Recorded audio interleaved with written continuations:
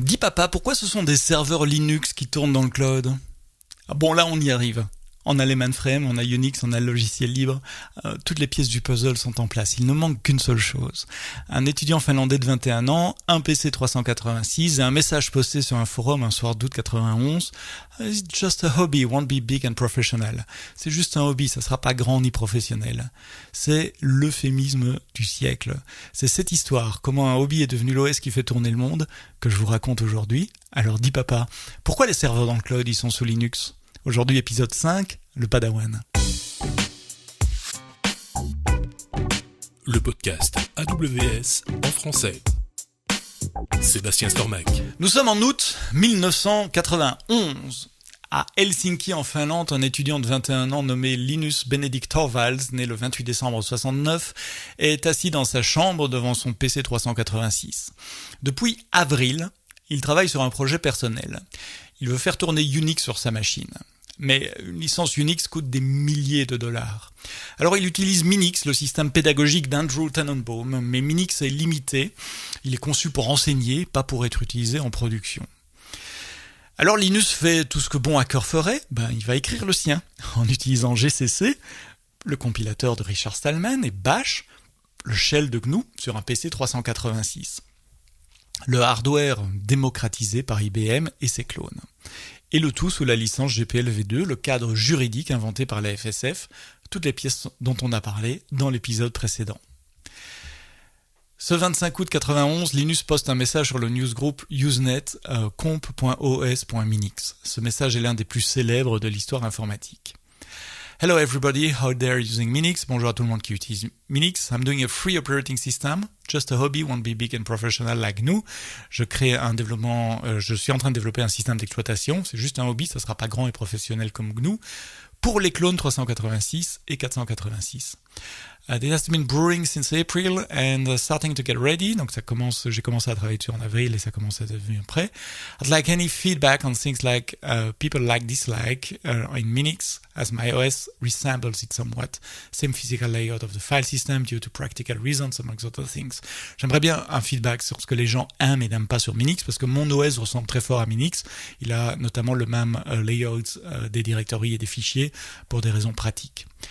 I've currently ported Bash and GCC and things seems to work. J'ai déjà porté Bash et le compilateur GCC et ça semble marcher. This implies that I'll get something practical within a few months and I like to know what feature most people would want. Any suggestions are welcome, but I won't promise I'll implement them. Ça veut dire que je commence à avoir quelque chose qui marche, j'aurai quelque chose qui marche dans les prochains mois. Et j'aimerais bien savoir quelles sont les features que vous voulez. Donnez-moi vos suggestions, mais je vous promets pas que je pourrai les implémenter. C'est signé Linus Torvalds @kruunahelsinki.fi, donc l'université. Et il y a un post-scriptum. Yes, it's free of any Minix code. Oui, il n'y a pas de code Minix. And it has multi-threaded file system. Il a un file system multitraité. It's not portable. C'est fait pour le 386 et ce n'est pas portable. And it probably never will support anything other than 80 hard disk. It's all I have. Et ça probablement ne marchera jamais avec autre chose qu'un 386 et des disques durs 80 qui était le système de communication des disques durs de l'époque, parce que c'est tout ce que j'ai. 35 ans plus tard, Linux fait tourner 100% des 500 plus puissants calculateurs du monde, la quasi-totalité des serveurs web, chaque téléphone sur Android sur la planète. C'est pas mal pour un hobby. Le message reçoit des dizaines de réponses en quelques jours. Le 17 septembre 91, Linus met en ligne la version 0.01 sur un serveur FTP de l'université d'Helsinki. ftp.funet.fi. Le fichier fait 65 kilobytes compressés, c'est à peine un embryon, et évidemment il n'y a pas de réseau, il n'y a pas de support de disquette, il faut Minix pour l'installer, mais ça compile, ça boot, et ça fait tourner Bash et GCC. Puis vient 02, 03, 010, 011, le rythme est défréné, Linus publie une nouvelle version presque chaque semaine. Et à chaque version, des contributeurs envoient des patchs par email. Le modèle de développement de Linux est en train de s'inventer, un développeur principal qui intègre les contributions d'une communauté distribuée. Janvier 92, c'est la version 0.12, elle marque un tournant. Linux supporte désormais la mémoire virtuelle, le swap. C'est le moment où Linux passe de curiosité à un outil vraiment utilisable. Alors pourquoi pas Minix ? Parce que Minix a été créé par Andrew Tannenbaum en 87. Il accompagnait son livre Operating System Design and Implementation, une bible si on veut comprendre comment fonctionne un système d'exploitation. C'est un outil pédagogique. À la base, c'était pas un OS de production. Tannenbaum contrôlait strictement le code, les contributions externes étaient extrêmement limitées pour garder le système aussi simple et enseignable que possible. Il y a eu ce grand débat Tannenbaum-Torvalds sur les forums de discussion le 29 janvier 92. Tannenbaum poste sur Comp.OS Minix un message au titre provocateur. Linux est obsolète. Il écrit Linux is a monolithic system. C'est un système avec un noyau monolithique. This is a giant step back in the 70s. It's like taking an existing working C program and rewriting it in BASIC. To me, writing a monolithic system in 91 was a truly poor idea. C'est un retour en arrière aux années 70. C'est comme prendre un programme existant en C et le réécrire en BASIC. Et pour moi, écrire un kernel monolithe en 91, c'est vraiment une mauvaise idée. Tannenbaum, lui, il défend son architecture micro-noyau, comme Minix et comme le futur Mac Herd. Un noyau minimal qui délègue des services, des systèmes de fichiers, des pilotes à des processus séparés, plus propres, plus modulaires et plus résilients. Linus répond avec le mordant qui deviendra un peu sa marque de fabrique. Your job is being a professor and a researcher. That's one hell of good excuse for some of the brain damage of Minix. Votre job, c'est d'être un professeur et un chercheur, et c'est une bonne excuse pour quelques des mauvaises idées qu'il y a dans Minix. Et puis il dit aussi dans son message, I like to be able to just ignore the bait, but time for some serious flame festing. J'aimerais bien ignorer la provocation, mais c'est le temps de démarrer une guerre. Et Tannenbaum avait raison en théorie, mais l'histoire allait donner plutôt raison à Linus en pratique. Et puis il y a aussi un événement juridique inattendu qui allait sceller le destin de Linux. Souvenez-vous, épisode 3, en 92, Unix System Laboratories, donc la filiale d'AT&T, attaque en justice Berkeley Software Design et l'Université de Californie à Berkeley. L'enjeu, c'est la propriété intellectuelle du code de BSD dérivé de Unix. Le procès est déposé devant un tribunal fédéral du New Jersey et c'est un enchevêtrement de plaintes et de contre-plaintes. L'université de Berkeley contre-attaque en affirmant qu'AT&T a elle-même utilisé du code BSD sans attribution. Et l'impact, si vous avez écouté tous les épisodes, vous le savez déjà, est dévastateur pour BSD. Parce que pendant que ce procès traîne, il y a un nuage juridique qui plane au-dessus de tout le code BSD. Donc les développeurs hésitent à contribuer. FreeBSD, NetBSD lancé en 93 naissent avec cette épée de Damoclès et personne ne sait quelles sont les parties du code qui sont propres et quelles sont les parties contaminées. Le procès est finalement réglé à l'amiable en 94 après que Novell, qui avait racheté USL, accepte un compromis, mais le mal est fait parce que pendant 2 ans, critiques, 92-94, les développeurs qui voulaient Unix libre n'avaient qu'une seule option sans risque juridique, c'était Linux. Et c'est peut-être là le facteur le plus important dans le succès de Linux.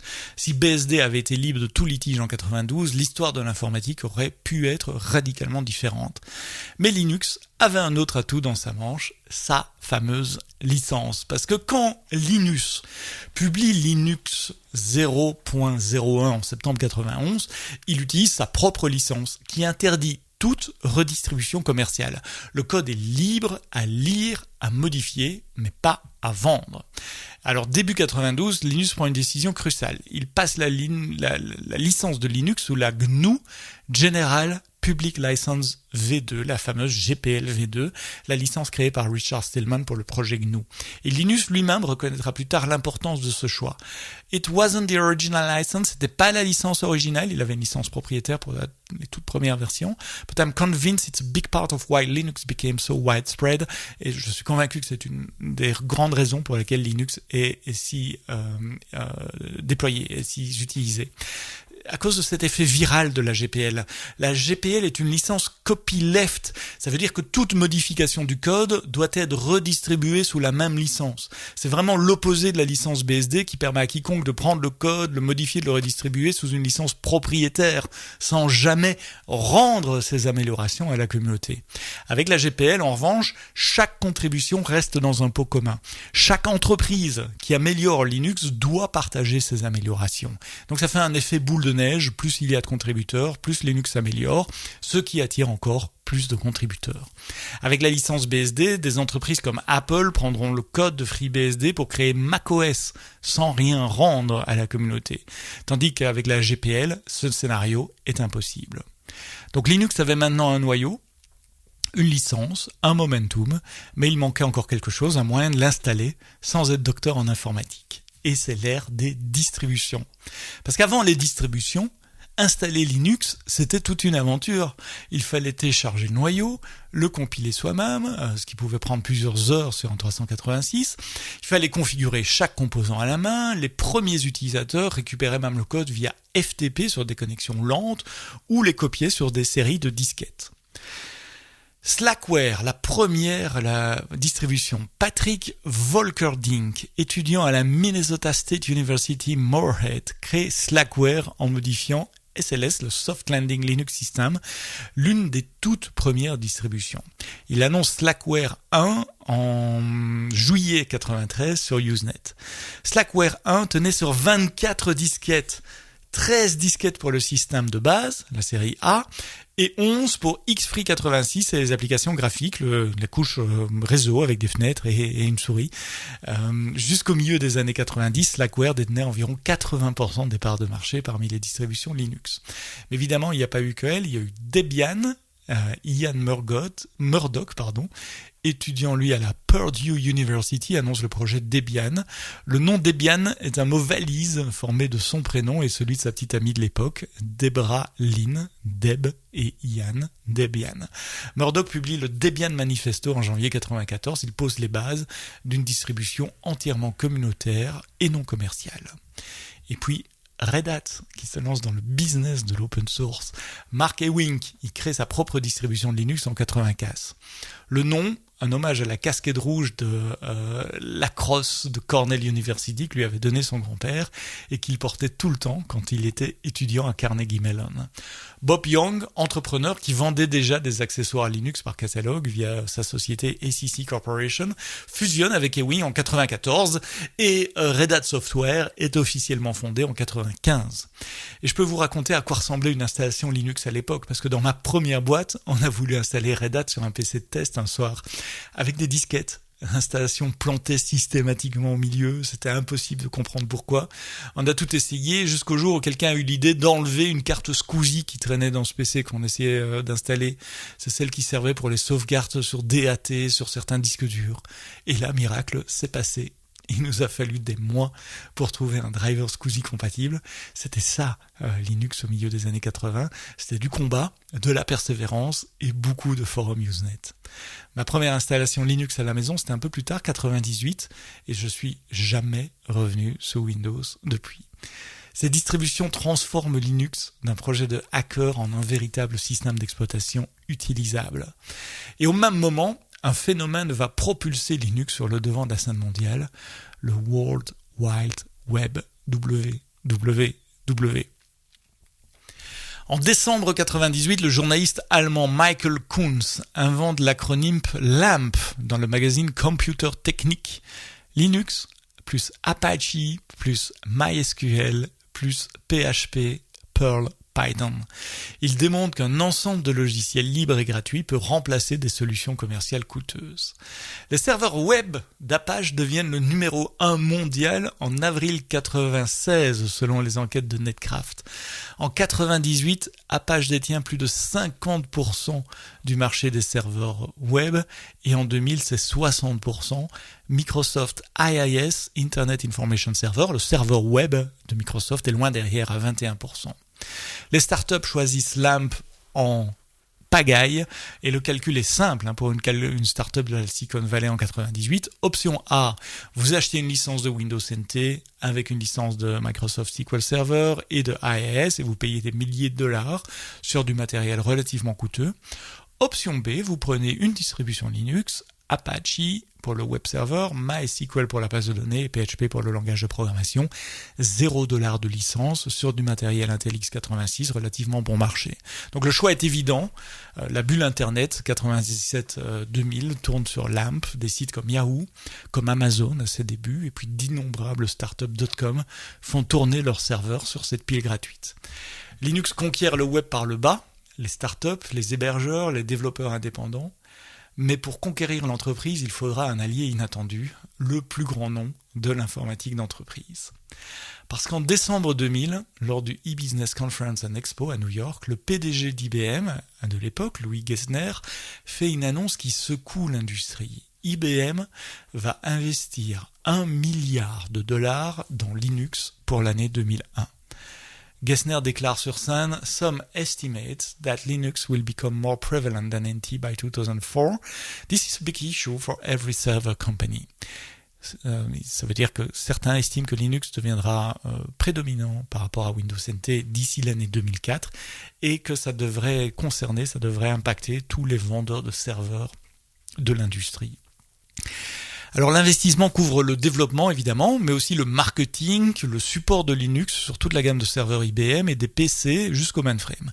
IBM porte Linux sur ses processeurs PowerPC, sur ses mainframes Z-série. C'est un signal massif pour l'industrie parce que ça veut dire que le plus grand fabricant d'ordinateurs du monde légitimise Linux pour l'entreprise. Donc dès 2002, IBM va avoir presque récupéré son investissement $1 milliard grâce aux ventes de ses serveurs Linux. En septembre 2003, l'agence Ogilvy et Matter crée pour IBM une campagne publicitaire devenue culte, un spot de 90 secondes intitulé Prodigy, qui montre un garçon blond d'une dizaine d'années qui représente Linux, assis dans une pièce blanche et épurée. Des experts défilent pour lui transmettre leur savoir, un joueur de football, un architecte, un musicien, un pilote, un poète. Parmi les célébrités, il y a Henry Louis Gates, un historien, Penny Marshall, une actrice réalisatrice, et John Wooden, un légendaire entraîneur de basketball. Et le slogan « The future is open », le futur est ouvert, IBM. Le budget publicitaire d'IBM à l'époque, c'est $600 millions par an. Linux passe de la culture geek à la télévision grand public. Mais avant même qu'IBM ne parie sur Linux, un autre événement avait prouvé que l'open source pouvait être un business. C'était l'entrée en bourse de Red Hat, dont on a déjà parlé. 99, Red Hat entre en bourse sur le Nasdaq, sur le symbole RHAT, Red Hat. C'est la première entreprise open source à faire une IPO, à rentrer en bourse. Et les chiffres sont vertigineux. Prix d'introduction, $14 par action. Prix d'ouverture le premier jour, $46. Cours le plus haut le premier jour, $56. Cours de clôture le premier jour, $52, soit une hausse de 272% la première journée. Valorisation de Red Hat en fin de première journée, $3,5 milliards. C'est la 8e plus forte hausse d'un premier jour de cotation dans l'histoire de Wall Street à cette date. Et Red Hat avait émis 6 millions d'actions pour lever $84 millions. Le lendemain, l'action monte encore de 40%.